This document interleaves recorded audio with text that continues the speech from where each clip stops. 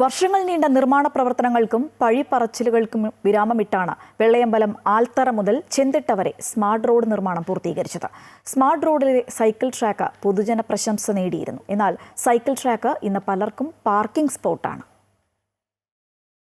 എന്തുകൊണ്ടും മികച്ച ആശയമായിരുന്നു cycle track. തലസ്ഥാന നഗരിയുടെ പ്രൗഢി കൂട്ടി സ്മാർട്ട് റോഡ് പദ്ധതി പൂർത്തിയാക്കിയപ്പോൾ സൈക്കിൾ യാത്രികർക്ക് ഏറെ പ്രതീക്ഷ നൽകിയ പദ്ധതി. എന്നാൽ ഇന്ന് അതല്ല കഥ. സൈക്കിൾ ട്രാക്കുകളിൽ പലയിടത്തും വാഹനങ്ങൾ പാർക്ക് ചെയ്തിരിക്കുന്നത് തലസ്ഥാന നഗരിയിലെ സ്ഥിരം കാഴ്ചയാണ്.